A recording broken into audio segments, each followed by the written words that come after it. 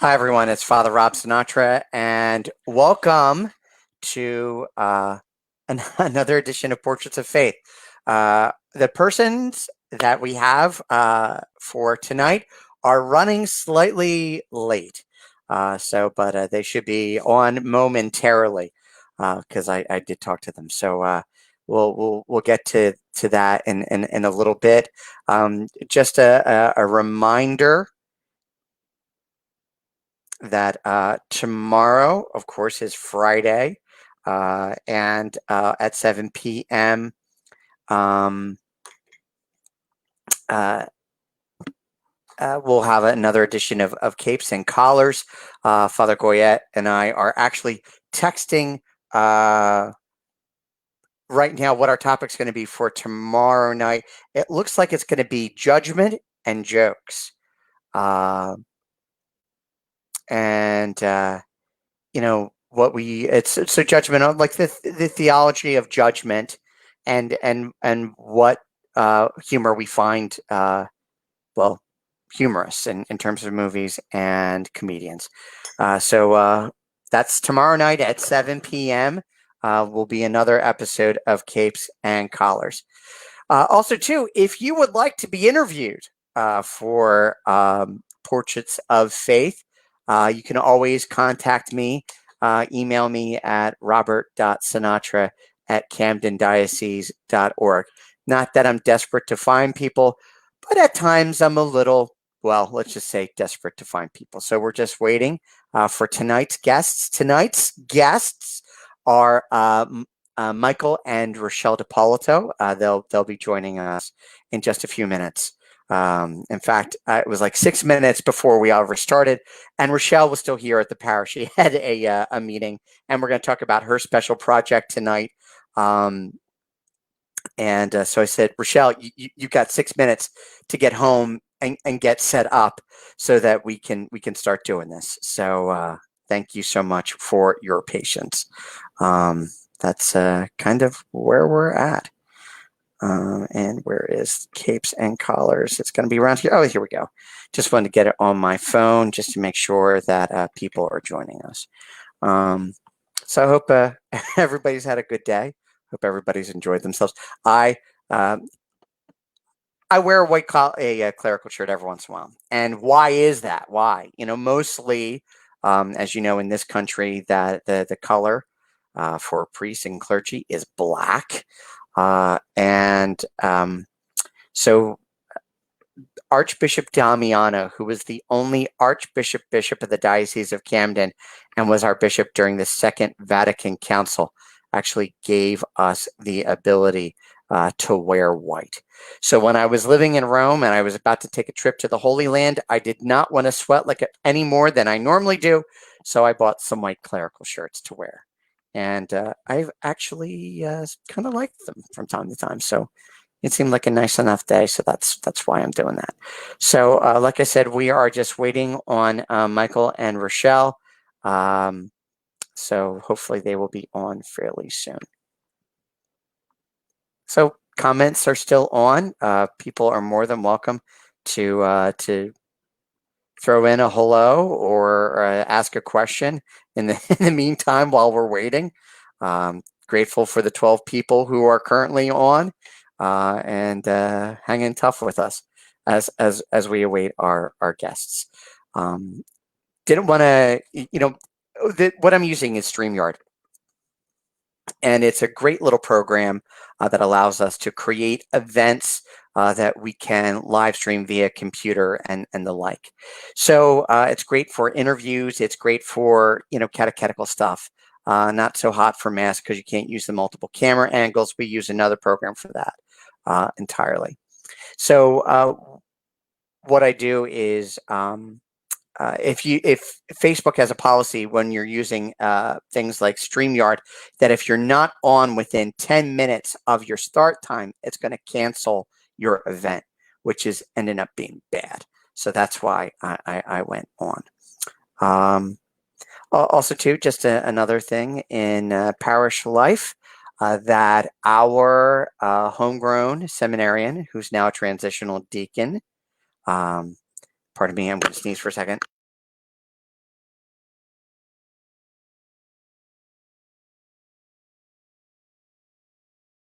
Wow, the allergies are pretty bad. So, Marcia, welcome. This is your, of course, first time here. Glad to have you with us for Portraits of Faith. We do appreciate you hanging in there. And our guests, Rachele and Michael D'Ippolito, will be joining us in just a few minutes. Our homegrown seminarian, soon now transitional deacon, the Reverend Mr. Stephen Bertnazzi, starts his new parish assignment tomorrow. He is going to be assigned with Father Christopher Mann at Christ the Redeemer Parish in Echo. It's going to be a great spot. Father Mann is a good pastor. They're good people out there in Echo. And it is very, very, very close to the New Jersey Turnpike, which is what he needs to do because he's going to be going back and forth from school. So that's where they assign those transitional deacons so they can go to school Monday through Friday and be back in the parish on Friday evening, Saturday morning for their parish work for the parish masses on Saturday evening and Sunday during the day, and then back to the seminary on Sunday night. So it's kind of a little bit crazy. So, yeah, that's about it. It's nice to have Mass open again. This will be weekend number 3. I'm hoping that it's every weekend it's grown a little bit more. So we had a good crowd our first weekend back. The second weekend, there were even more people here. And I'm hoping that there will be the same this time around this weekend as we celebrate the 13th Sunday in Ordinary Time. So, yeah, just waiting on Michael and Rachele D'Ippolito. I want to see if they have sent me a text, which they have not. So, okay, we're still working on it. I'm just going to text them right now, see where they're at.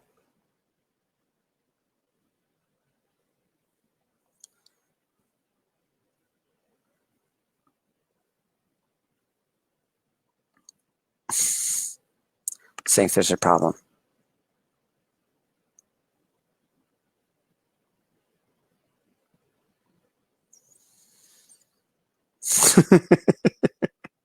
Oh boy, this is what happens when you have to work with other people. You know, it's a good thing. It's a good thing. And if they can't, they said they were coming on. I talked to Rachele not what 15 minutes ago. So hopefully they're not having any technical difficulties. If they do, then we'll just have a nice little conversation ourselves. That won't be a problem at all. Hey, Judy's watching. Judy, how are you feeling, dear? Good to have you back online, back among us. Judy had a little bit of a health issue there for a bit. And are you home, Judy? Glad to see you back with us.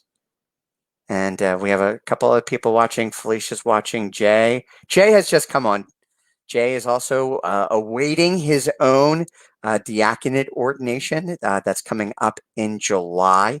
A lot of the ordinations have been put on hold, postponed a little bit until COVID calmed down just a little bit. So, Jay, congratulations. We're praying for you. Thank you for joining us with Portraits of Faith. We are waiting our guests, Rachele and Michael D'Ippolito. Rachele was here in the parish like 6 minutes before 8. I told her, go home, get on your computer. We need to talk. So I don't know if she and Michael are or I'm just waiting for a response. So if no, this is what's also called filling in time, or in a political sense, it's called filibustering. So I'm just vamping. Vamping is another good word, musical term to kind of wait until you're ready to move on. So I'm very much vamping. So Marcia, this is her first time with us. Is there anybody else who's watching Portraits of Faith for the first time? Anybody else? Oh, you're still nah, Shazbot. I thought you would be home. Well, we're still praying for you and for a speedy recovery uh, to get home ASAP.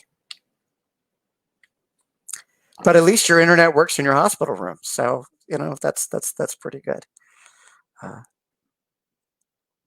that's great. Great. I'm glad you're feeling better. So yeah, Judy and her partner in crime, Joanne. We haven't seen them in a while because of all of this. We miss them terribly. Miss them terribly. I always wanted to try and get them on. I know I talked to Joanne about it a little bit, and Judy would also be wonderful for Portraits of Faith. Joanne seems to be a little bit on the shy side, so maybe we can convince her to come on someday in the near future.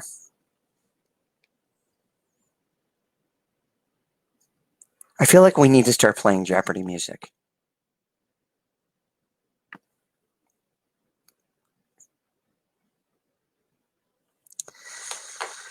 Oh well, what are you going to do? Oh, here's another thing we can talk about.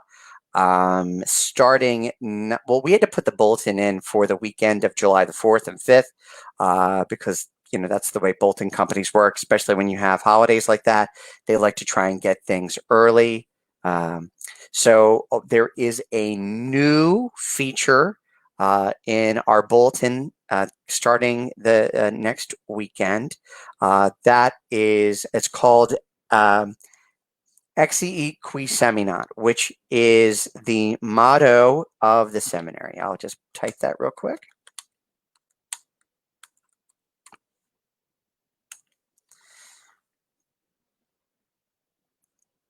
And what that means in English is the sower goes out to sow. It's the motto of St. Charles Seminary. So I used it as a way of just talking about sowing the seed of faith and some of the important, deeper theological things. We have Batman's column, as I sees it, which is kind of like a little bit of a little joy-filled little theological tidbit, and hopefully some humorous interaction. Exi Qui Semina is going to be a little bit more on the deeper end theologically. We're actually going to talk about the First Amendment and the free establishment clause and the free exercise clause of the United States Constitution, and also this whole concept of the separation between church and state, why America is at her heart a country that allowed religious freedom. But what that does not mean is that we can't celebrate our faith and talk about what is right and just and good in the public square. Christine is saying hello to us from Australia. Christine, welcome. Thank you for joining us. So it's what, about 12 hours, give or take, 13 hours, give or take. So it's tomorrow morning. It's Friday morning, I would assume, as you're joining us for Portraits of Faith. Thank you so much. Okay. Bonnie has a good question for all of us. Are priests still putting the hosts on one's tongue, or is it preferred in the hands only since the pandemic? So here's the thing. We are not allowed to dictate to you how you wish to receive the most blessed sacrament. If you wish to receive on the tongue, you can. If you wish to receive on the hand, you can. So yeah, I'm not going to stop anybody from doing that one way or another. Would I prefer the hand? Yeah, because of course, people are usually purifying their hands with hand sanitizer as they come up for communion. But I'm never going to stop giving somebody communion on the tongue. In fact, since I've done this, I have touched several people's hands far more. I haven't even touched anybody's tongue yet. So, we're more than happy to do that. So, at least in this parish and this diocese, that's what I'm doing.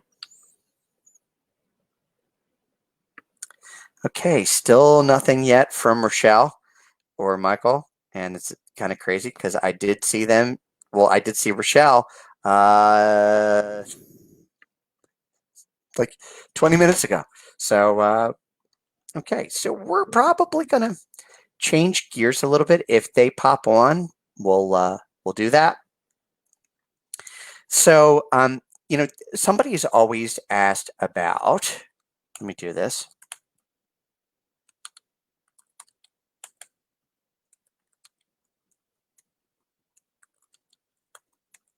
Oh, Janet's watching. Hi, Janet. How are you doing? Brooke is watching too. Hello, Brooke. Thanks for watching us in Portraits of Faith. We are waiting patiently for our guests for this evening, Michael and Rachele D'Ippolito. They seem to have a little bit of an issue. I saw Rachele not 20 minutes ago, but they don't seem to be coming on. So the big question is, what was my journey of faith like? People have asked that question a lot of times. So I guess now's the time for me to tell my story. And I'll try and make it quick because every time I tell my story, it tends to be long. Now, my family jokes around with me all the time that my homilies online have been the longest out of anybody's that they've watched. They've watched their own home parish. They've watched Bishop Barron from Word on Fire. They've watched Father Mike Schmidt from Ascension Presents, and they've watched my mass. And by far, my homilies are the longest. Oh, wait, here we go. Are they here? Rachele, how are you? Great, Father Rob. How are you? Good. You're gonna have to tilt your screen a little bit so we can see a little bit more. How you doing? Okay, there I am. So Michael's not joining us tonight? Yeah, he is. He's coming up. Okay, great. So sorry. I'm sorry. I'm sorry I'm late. I didn't realize I had to use the Google Chrome browser, so I had to download that. I Oh, apologize. okay. All right, no worries. So this is So fun. Go ahead. good. So I always like to ask people as they come on, and I'll ask Michael the same question when he comes up. What was the earliest memory of faith for you like? Like, what was your earliest experience of God? My earliest experience of God that I can remember. My husband's here now. He's going to stay here. My earliest experience of God. God, I was in private school. I had actually switched. I had gone to public school for 2 years. And then my neighbors were going to St. Mary's. And I really, really wanted to go. And I didn't want to go to public school. I saw them, like the uniforms, wanted to go to private school. And my earliest experience of God would be when I was a kid, going to Catholic school. Mm-hmm. And it's a world different than public school. I learned all my prayers. And when I went to Catholic school, you know, the prayer life, going to church regularly, even though we went on Sunday when I was in public school and I was going to CCD, it was just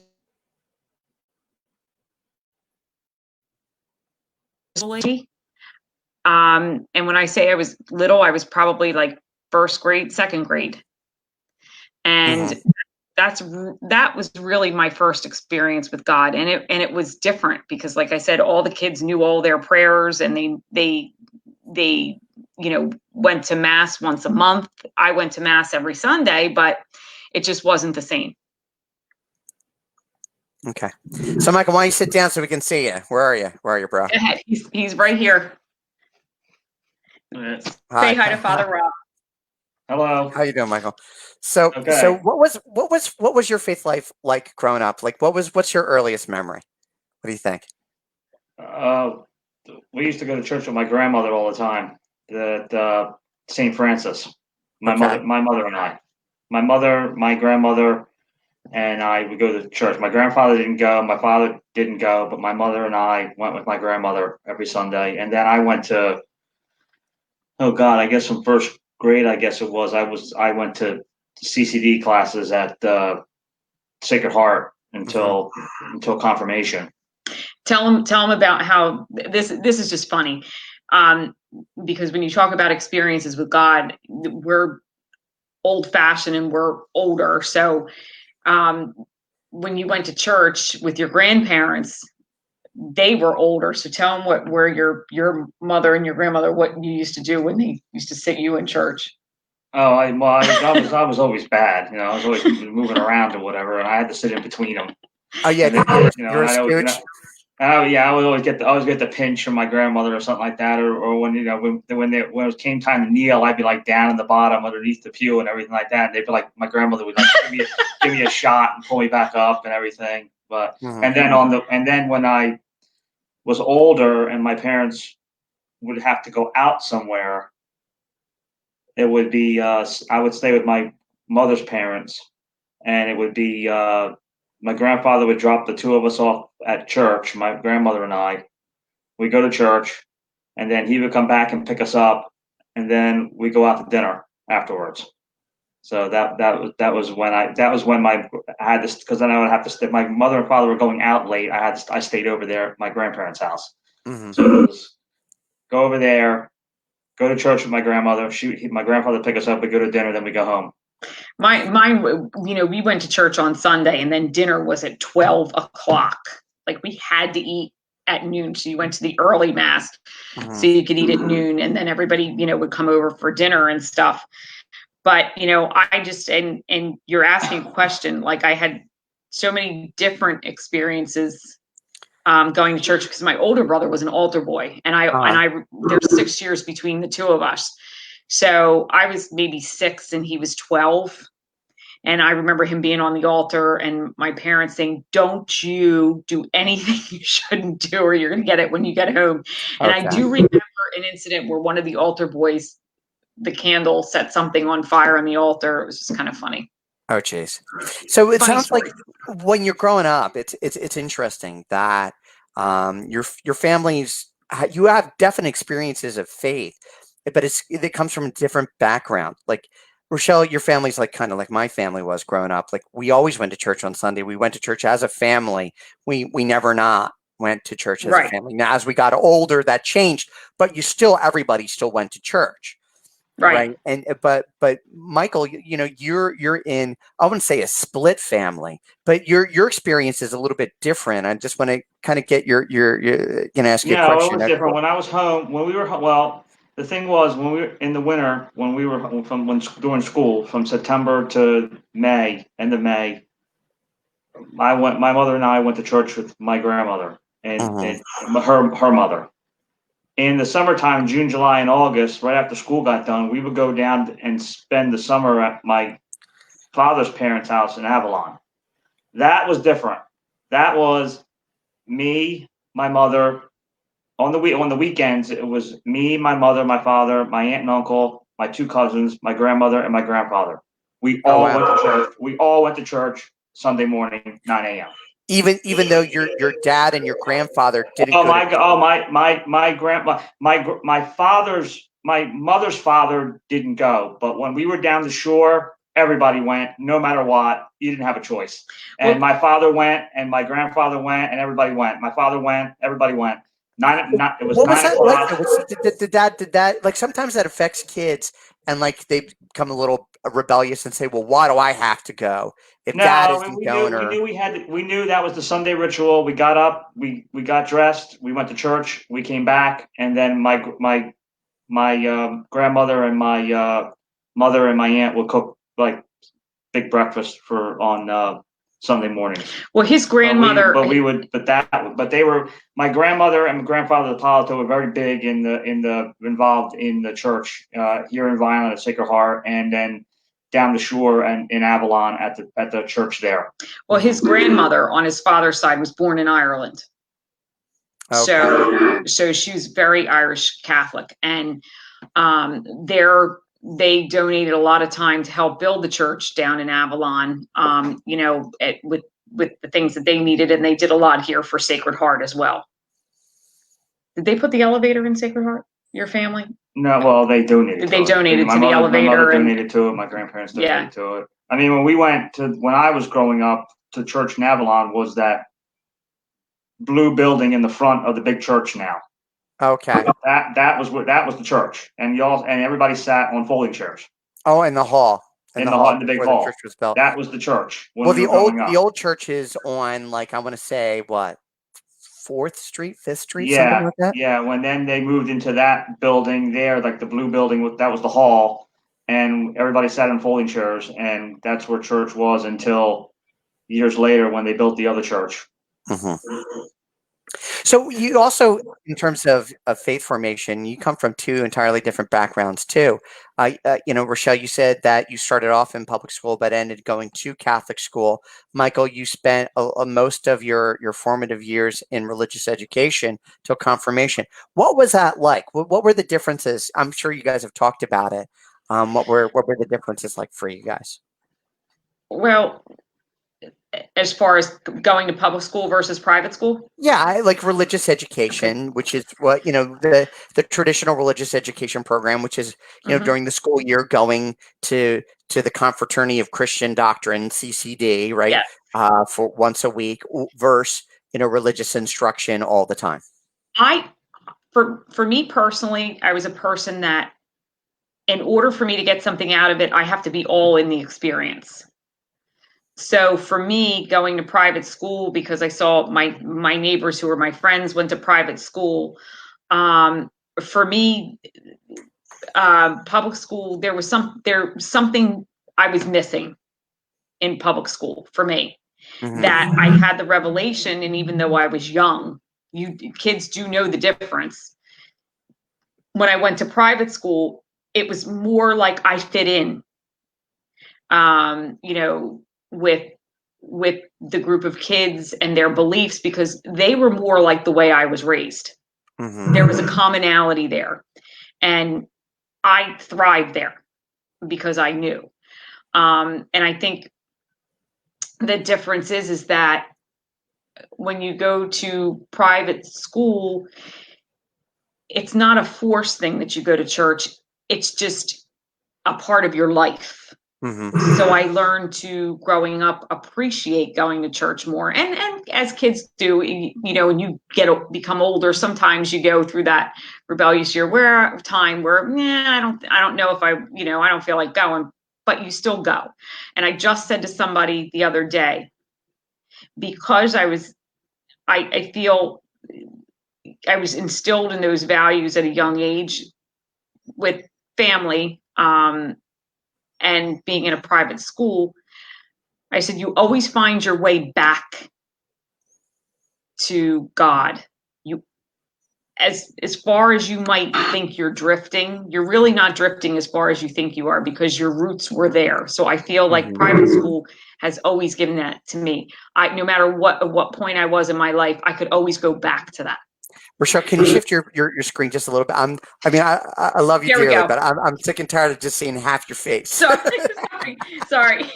So I always felt like I could go back to that. And I was telling somebody the other day who went to private school, and he said, oh, he's older now. He said, yeah, I was always forced to go to mass. My mom always forced me to go. And I said, well, you need to go. You need to go. You need to go. And I said, you'll always go back to your roots. So I don't even like calling it private school, because it's really not a private school. I like parochial school, like or a parish school or a Catholic school, or and because that's private school, and I think that's an important distinction that we have to make.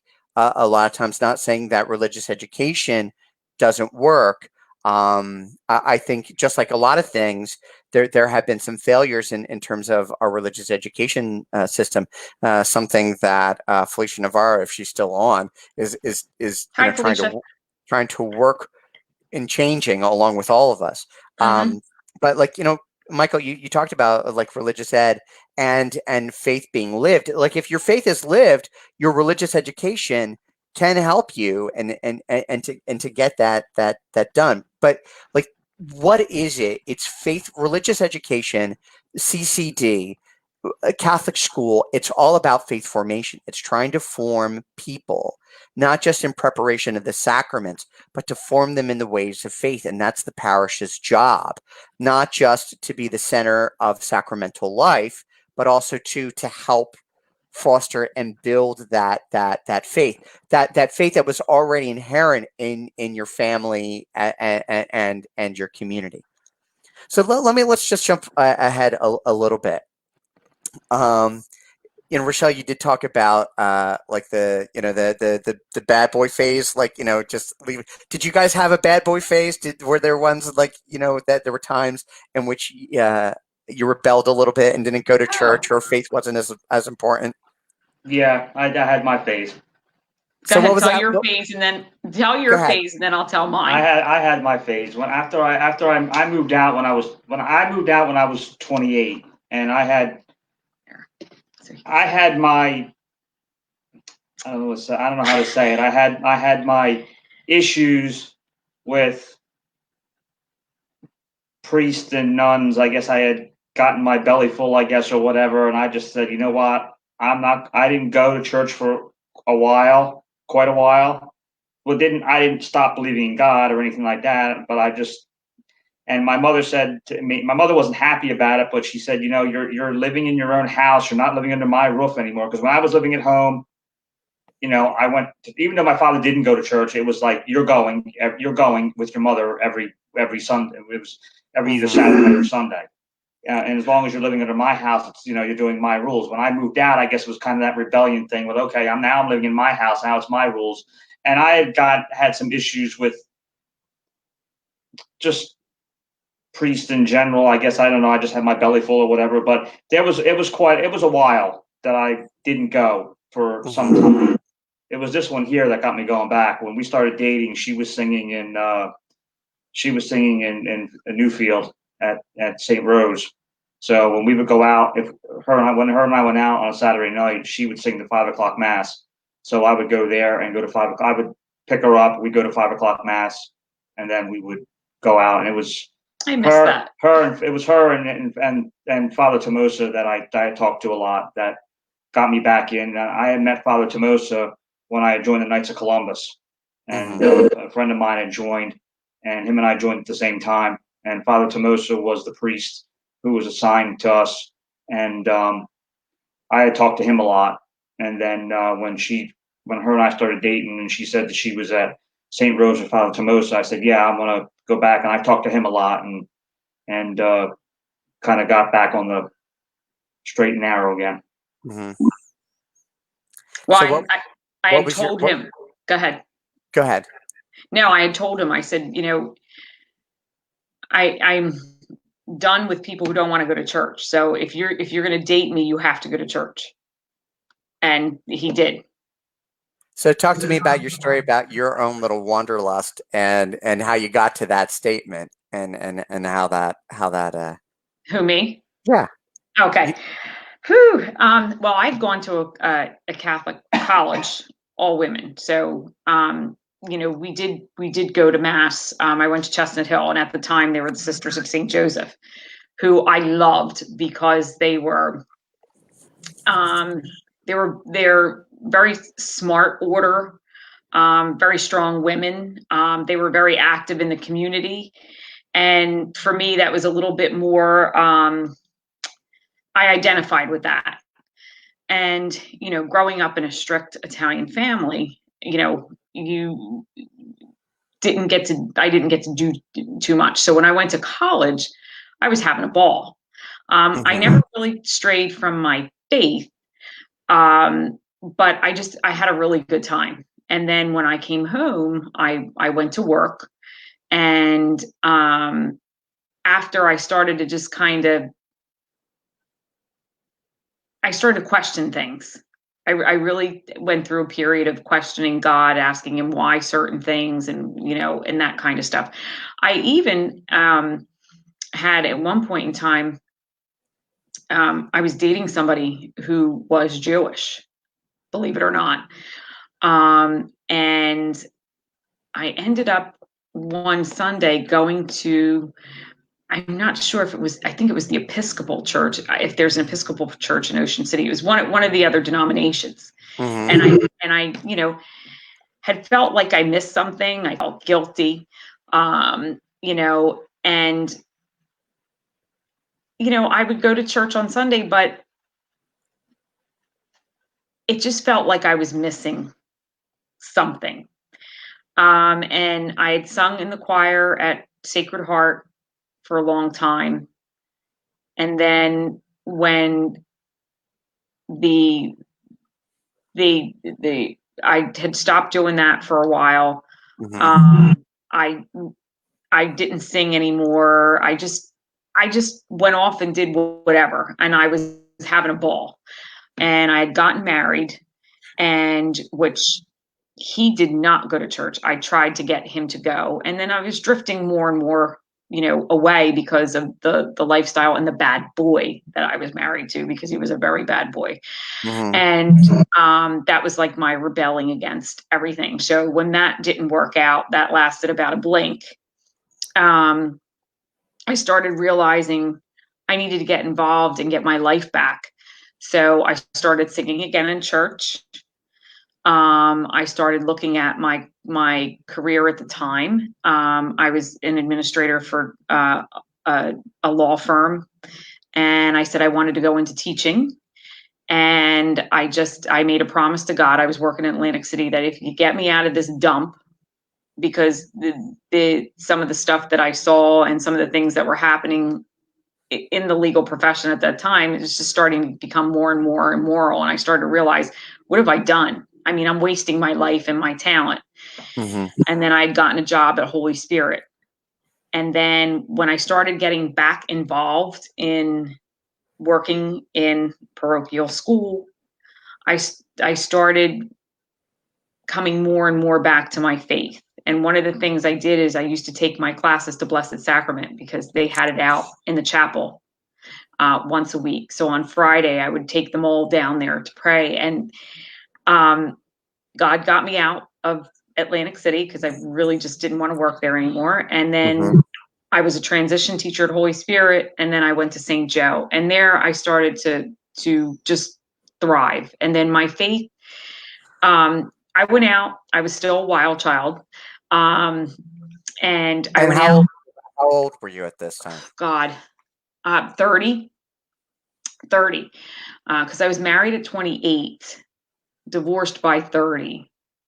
And then that year just seemed like it was the year of me, making changes. And actually, I was 31 when I think I started teaching at Holy Spirit, and 32 by the time I had gotten to St. Joe.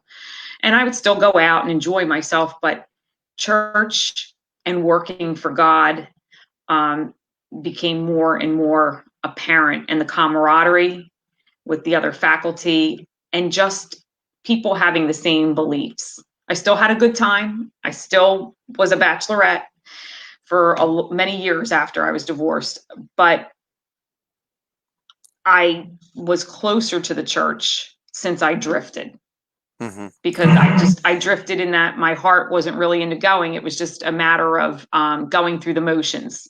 And I dated different people, and and I found myself looking back saying, what, they don't go to church. Or I would go out on a date, and, I'd come home late, and I'd get up in the morning early and have to maybe sing a mass. Mm-hmm. It just wasn't what it should have been. And I always said, well, if I didn't go to church and sing, I'd feel guilty. Right. So, then it was more of a guilt thing. Um, and God bless Father Tomosa, because I had a different date every couple of weeks going to church at St. Rose. And, I just realized that after a while that this is not the life, I want to continue to lead, and I want to put my time and my talents into doing something for God. So, it was, I would say, a 12 to 13-year period of time where Mm-hmm. this evolution took place. This wasn't a fast thing for me, because I was having a good time. Now, how old were the two of you when you met? I was six, not to sound like the song, but I was 16 and he was 17. That's when we first met. We When were you first friends. met, yeah, When we okay. first met, we started dating. We dated then, and then we started dating again when I was 40 and you I were was what? You 39, were 39. 38. Yes. Okay. And that was interesting too, because when I met him when I was 16, of course you don't appreciate, I didn't appreciate him. Like obviously I do now, because you're young, you're a teenager, and you've got the whole world in front of you, so you think. But then when I was teaching at Vineland High School, and I needed help with computers, and I knew through a mutual friend that he was working with computers, because I was teaching a course in that vein. So he and I started talking, and he Mhm. asked me out on a date. He said, "Would you like to go out on a date with me?" And I was like, "Yeah." And the library was open still on the 54. And I remember we met there and we had our first date. It was December 1st. December 1st. And then it was, what was it? The following October was Columbus Day weekend. We were engaged. And then we were married. The first time, actually, by a reverend, because I still my annulment still hadn't come through. Mhm. And, I went through that, but I said, I'm not waiting, and he didn't mind. But then I did say, once the annulment comes through, we are getting married in the church. So what was that period like, when Michael, you had strayed, and yet you met this nice lady, and she's like, okay, you want to date me, you got to come to church with me. And after, I guess, you've been kind of sick of the church a little bit, you find somebody in Father Tomosa, and an experience of going with Rachele to church as something different. That Yes. that it was not the same. So yet you still had that, you were married outside of the church, while waiting for the annulment to come back in, and that happens, unfortunately, with a lot of couples, that they do want to move forward with their lives. Like, I get it. It's a tough thing, it's a tough decision. I'm not the one that always makes it, but as we try and encourage people to try and do not just the right thing, but also the right thing by them, as they work towards being a part of at least reconnecting with the life of the church. So what was that period of time of just dating, being married by that minister, getting ready for the annulment, and then coming in? What was that like for you guys? She was a bear with the annulment. She was driving the church crazy. Well, and I Because was, they really were. It was taking painstakingly forever until she, and we. That's why I even agreed. I said, we're just gonna if we're gonna get married, we're just gonna do this, and then whenever it comes through, it comes through. I'm not worrying about it anymore. I'm not stressing over it. And we talked to Father Tomosa, and Father Tomosa said, "You do what you need to do." He said, "I'm here when you're ready." He says, "I'll marry you. Come to me," because we told him. We said, "You're going to marry us in the church after when all this comes through." He said, "Fine, I'm here. You tell me when. We'll do it." We got married in August. That following, I think it was January or February, the annulment came through, and we got married in April. Again, so we were married twice. And my brother was singing second time around. It was hilarious. Anthony, sense of humor. So, yes, second time around. And what did they tell you, Michael? There's three things, because he was pacing the floor when we were, and it was weird it was a beautiful service by the Reverend, but it really, in my heart, was not what I wanted. Right, And exactly. I was more and more annoyed because my annulment didn't come through. What did my brothers tell you the day we got married? You were pacing the floor. Well, Anthony was a little bit more reserved than Richard was like, give him a drink and calm him the hell down. And Anthony was like, don't worry about it. He said, there's 3 things you'll always remember. You'll have a clean house, your clothes will be washed, and you'll always be fed. He goes, so you won't have to worry about any of that.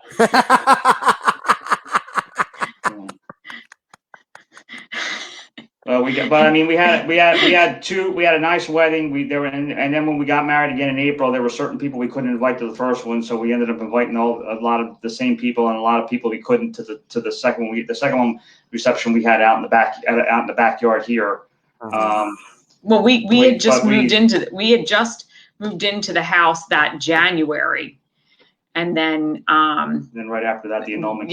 We had a big so it was like big party here. It was like at a second wedding annulment celebration. Yeah, that was a fun night. But yeah, and I felt good. I actually felt, it's almost like you feel vindicated because I still wasn't right because I wasn't married in the Catholic Church. And I said, we will get married in the Catholic Church. I don't care. We're going to get married. And as much as I tried to tell myself, hopefully God forgives me for getting married not in the Catholic Church, it still wasn't right for me. Right. So what is it like now that everything's regularized, right? You're married in the church, you're kind of firing on all cylinders. What's it like as a Catholic married couple, and how do you guys not only express your faith life as a married couple, but how do you pray together? No, shut up. He just told me knock myself out.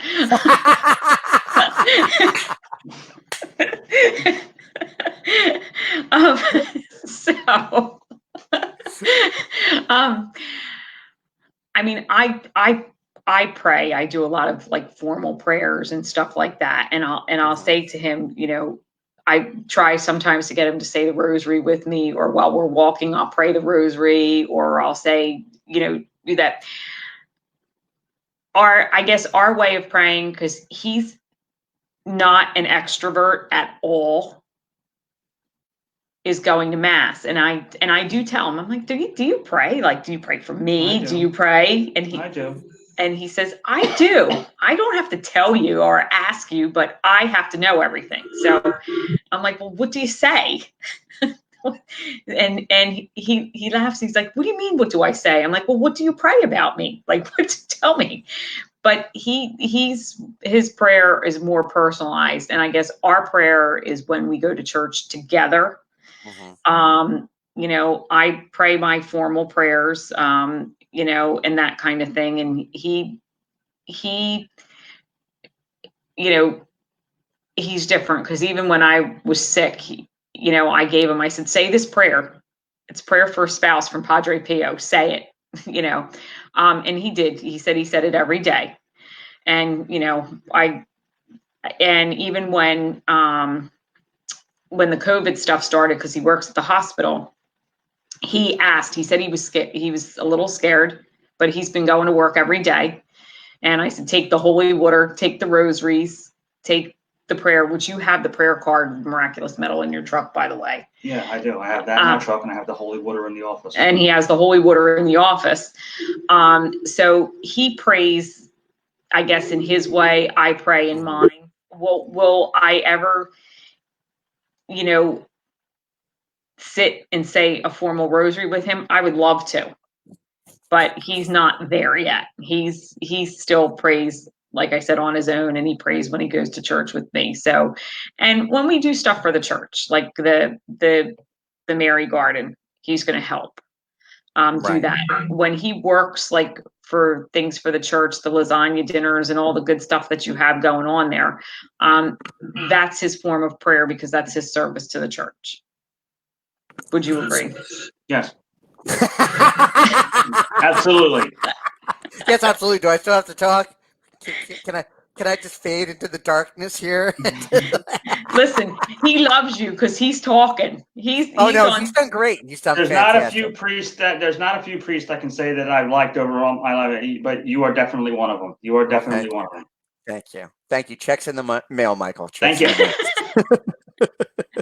You are you are the bomb, Father Rob. So let's talk about things. Like you guys have been a part of a couple of things. Um, oh, let there be light. Let there Yeah. be Yeah, light. I had it dim. Go ahead. That's okay. Um, you know, I guess our first involvement was, I guess, around the time of the festival, the whole concept of the Italian Mass. You cantor part of the Passion Play. Also, to talk. Give you opportunity to talk about the Mary Garden that we're going to get started. So, like, like, why? How did you get involved as a part of this? Like why? How how'd you get connected with our parish in the way that you did?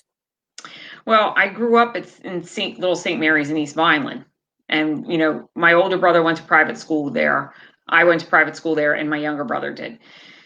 So, Padre Pio, since we were at St. Rose when all of that's, they were thinking of the closing, they changed choir people, and Father Tomosa wasn't there anymore. I said to my husband, we were living here, I said, where do you want to go, St. Isidore's or Padre Pio? And he said, I'd like to go to Padre Pio.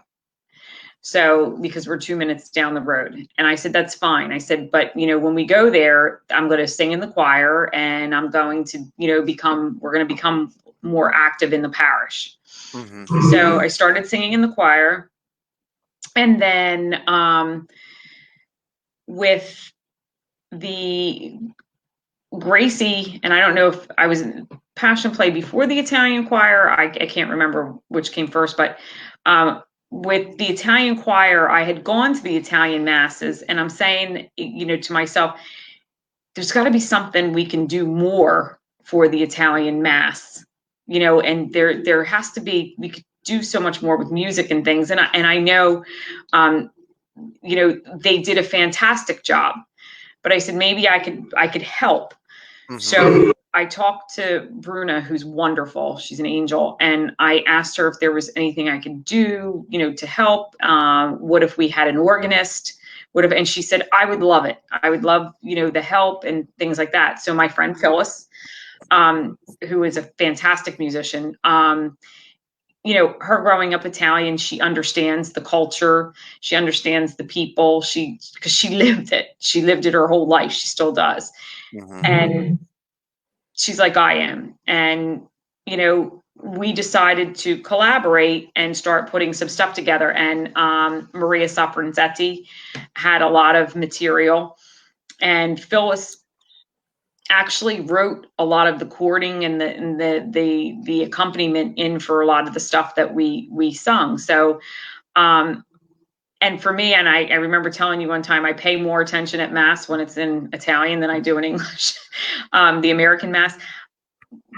I get a lot out of the American Mass, but I just love to hear the homilies in Italian, and I love to hear the Italian Mass. That is like my favorite in the world. So it just felt good to do it. And it felt like people appreciated it, and it seemed like it was it was lost somewhere. Like they just never had that voice, for a lot of years until you came and you did that. And before you came, when Father Pete left, when he was leaving, the one of the things that was asked is, what type of priest do you want? And everybody wanted somebody that was Italian, or at least could speak Italian and understand the culture. Mm-hmm. And then the Passion Play, Gracie was short people, and she saw me one day at St. Mary's. I had to drop something off at the school, and she said, hey, would you be interested? And from there, it grew. The one year I was supposed to be in it, my father was sick and he had passed away. So there was a lot going on. So I couldn't participate. But then it just seems like I like I like challenges. So for me, if it's a little bit of a lost art or a lost cause, or it's gone by the wayside, I like to rebuild it from the bottom up. Mm-hmm. So, and it just seems like when you're with the church and you're with a good group of people, all of that comes easy. The time and the effort, it's really, it's effortless, and you lose track of the time that you spend. And me, I just get a lot of satisfaction out of that. I'm very Right. blessed in my life right And now. also, also too, we've moved away a little bit from the Italian Mass. Actually, it kind of fell apart a little bit after my heart surgery. And just Yeah. trying to get back. And we have to figure out a better way of doing it that doesn't affect the Italians on a Sunday afternoon at 2 o'clock when they're eating dinner. So maybe that's something we can noodle and figure out. And I think even if you did, because I even thought, even once the garden we could even just start simply and pray the rosary in Italian. It's just Oh yeah, it's something to start. Um, because and yes, a lot of it has to do with the Sunday afternoon dinner, and Yeah. and they're older too. Mhm. So for them to always come out to certain things, I really like to try to get the kids at St. Mary's, Gracie's kids, like I would teach them, they would learn how to sing in Italian, but they have to want to be motivated. Their parents want them to do it. Um, and you do get a nice crowd at your Italian masses, even from the local community. Right. Um, so yeah, I do agree. We have to find a way to do that. Okay. So why don't I talk about Mary's Garden, and Michael, you can talk about what your job is as part of that. So Okay. get you I'm reel you back in. logistics. Put your head up so you can. I'm logistics. Whatever we do, whatever I get involved in, whether it's the festival, whatever. I'm always telling them, just put me on logistics. Whatever we need, we'll get it. We'll move it. Whatever it needs to be done. That's my job. Moving, getting it from here, getting it from point A to point B, getting it from here to there, wherever it needs to be done. I'm the logistics guy. I just volunteer him and say you're doing it, and he does. He does lovingly. Mm-hmm. The Mary Garden, the Mary Project, is something that occurred to me when I was sick the past couple months, and I'd come to some revelation, because it was almost like you go through a cleansing when you're ill. And Father, I don't know if you felt like that when you were ill, but you start thinking of a lot of things that you wouldn't normally think about or wouldn't come to your head, or you start looking at your life, you start looking at all kinds of stuff. And and I felt like this was a time of it was like a metamorphosis. It was like a whole change that was happening to me while I was sick. Right. Even though I was feeling lousy, I couldn't move, I couldn't walk, without being terribly out of breath, and I was having anxiety with not knowing, when I was going to get better. I would say in my rosaries, and these ideas started coming into my head, and to do a Mary Garden with a rosary out there. And I said, am I going to call Gracie? And I toyed with the idea for weeks, believe it or not. And then one day I was talking to my mom, and I said, today's the day I need to call Gracie. Today is it. Mm-hmm. And it just, from there we spoke. And the whole time I was sick, Gracie was praying for me and talking me off the ledge. And I was saying 2 rosaries a day. And I kept saying the rosary, that there would be an end and an answer. And every time I said the rosary, I would get better. I said to Our Lady, undo her the knots, which really does. She does undo the knots. And She does. She does. And the rosary novena. And I kept saying, I don't know why she's doing this for me, because I don't deserve it. But I also did say, if you want me to do all of these things for you in this garden, then I have to get better and well enough to be able to do it. So Sherry has asked the question, and I know you've talked about it a little bit. What is the Mary Project? The Mary Project is twofold. It's one, bringing in awareness of the Blessed Mother and how powerful she is, especially in the time that we're in now with COVID-19. She really is the crusher of evil. And she's our mother. And it's to bring more of her spirit and breathe life back into people who feel like they have no hope. And yes, she is a powerful intercessor for us. She's an advocate, and she's our mother. And the garden is the second part, because I always feel like the Blessed Mother only gets a couple days a year for her. The garden is to honor her. It is going to be a place of meditation and peace. It's going to be incorporated with the saints garden that exists there, because Jesus always said the path to him is through his mother. And as the saints are intercessory, Padre Pio loved the Blessed Mother. Absolutely. Loved her. And all the saints did. Because for me, she is the most powerful. So the garden will consist of a waterfall with a statue of the Blessed Mother that could be crowned. The kids in school can come and crown her. We hope to have rosaries there. The mysteries of all the rosaries, some stations of the cross. We're going to put in a paver pathway that goes circles around the saints, and we're going to try to get enough benches there so Father Rob can do actual full masses outside. Where people don't have to bring their lawn chairs. That we do have masses outside. It's just but I mean, where people don't have to bring their lawn chairs, but you can have masses in this beautiful garden. And that's the thing. It's a meditative place, and the visions that I've been having of this is that people would be coming from all over to walk in this garden and just feel the presence of the Blessed Mother. Mm-hmm. And it's to honor her. It's to honor Jesus, and it's just to give her the notoriety and to bring people closer to her, because through her and through the rosary, it's the most powerful weapon that we have today against evil in the world. Because there's a phrase by Saint Louis Marie de Montfort that's a part, I think, pretty good of like our Marian devotion to Jesus through Mary. Yes. And I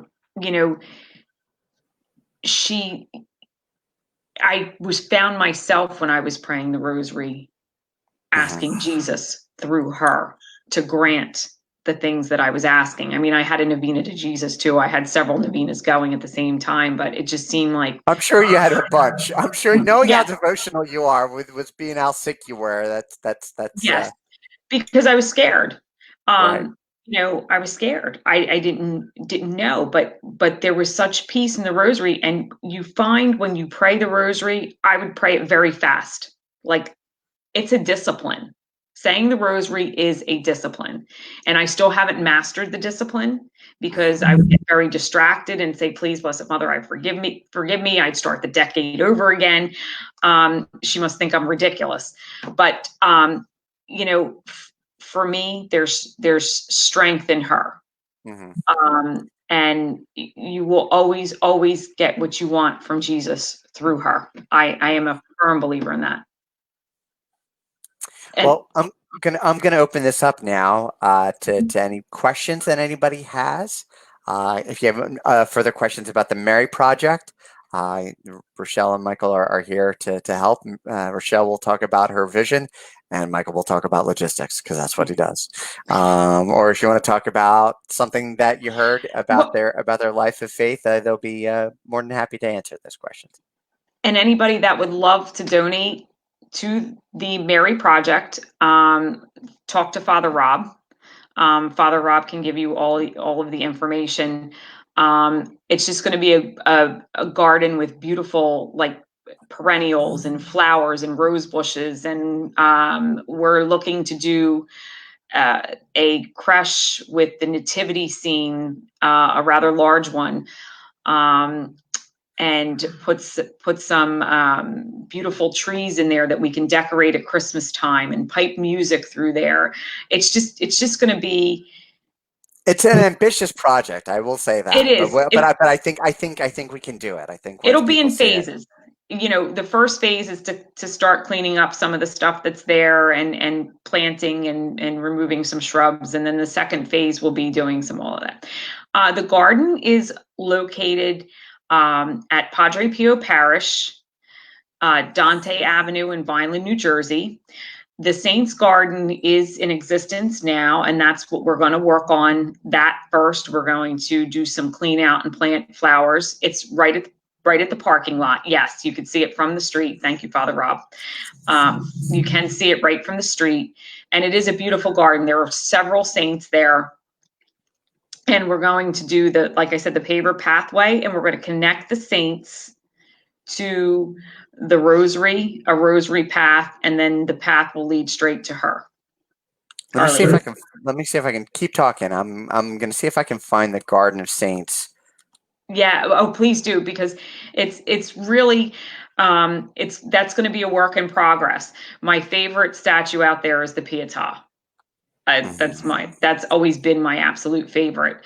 And there's some refurbishing that has to go there. We do have the fountain, Father Rob, that you said that you had, that has been sitting. So we plan to put a beautiful fountain in the garden area as well. And anyone can come. This is a church community project. I just feel like the whole world is just gone crazy right now. So,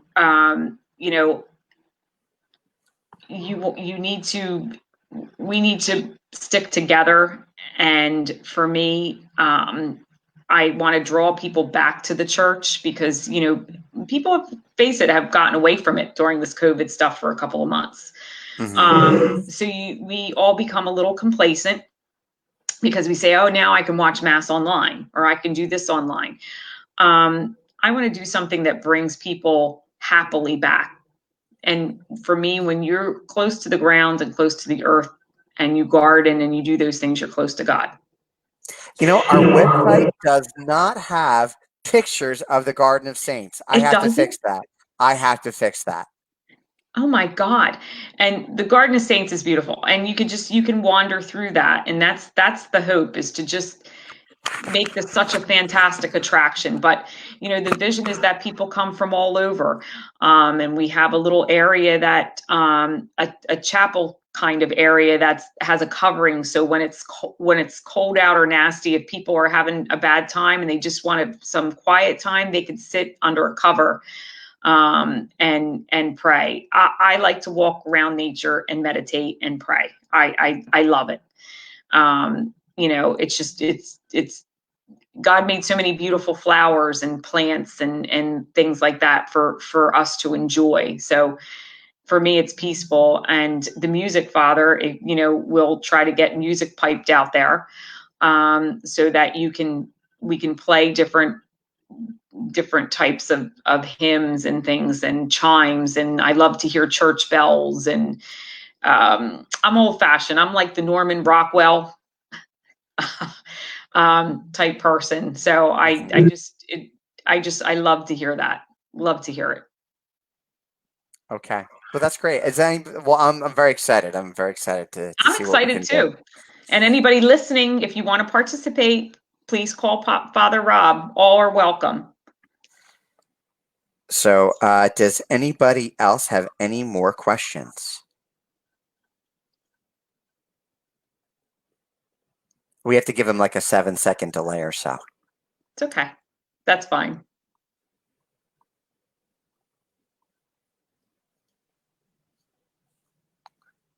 Does anyone out there garden that's listening? I think Sherry might. I think Does anybody have a little bobcat that we can hook a chain to, that we can pull out some of the shrubs? We are going to repurpose what is in the garden. This is going to be great. It's going. And I did not type that. There's somebody else is operating as the parish. Well, there are a couple people. There are a couple people who can do that. So. Oh, thank you. I thank you for loving my idea, and I love you for thinking that, and not thinking I'm crazy. She lives on a farm, so. Oh, my mother is an old school Italian farmer, and you can't take the farm out of her. She can grow everything. That's wonderful. I love being outside So too. Sherry will get in contact. So Do you have Sherry's number? I can get it. I can get it. I know where we have. Okay. I met them. I met her through Deacon Rich and Oh, Janet. oh, So wonderful. so Wonderful. it is Felicia. That is Felicia. So that's great. Oh, oh, oh, Felicia Sherry. No, No, Felicia. no. Felicia's Felicia on is the Padre operating as the Pio parish side. at the moment. She's Hey, typing in as Felicia. the parish right now because Hey, she has the page. Okay, certain people can do a couple things on the Facebook pages, and they can operate. If you operate as one, you operate as all. So okay, like so she's on the pages okay, app. So that's how okay. she's talking as us. I'm glad I'm not having 2 glasses of wine because I think I was crazy. You're Yeah, easy to find. Well, yeah, then she's Father easy Rob's to find. definitely going to find you to help. Okay, well, it's almost 9:15. Oh, that was Uh, fun. I don't want to go.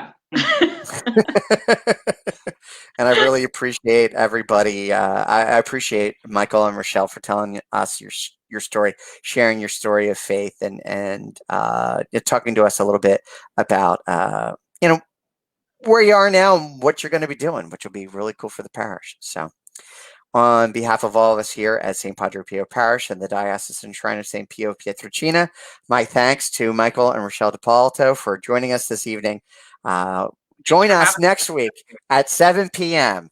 At the St. Padre Pio Facebook page, 8 p.m. I'm sorry, 7 p.m. is the novena, 8 p.m. And we'll have another edition of Portraits of Faith. Take care and God bless. Thank you, Thank you, Father. Take Father. care. Take it easy. Bye-bye. Bye, Good night. Sherry. Bye, Felicia. Bye.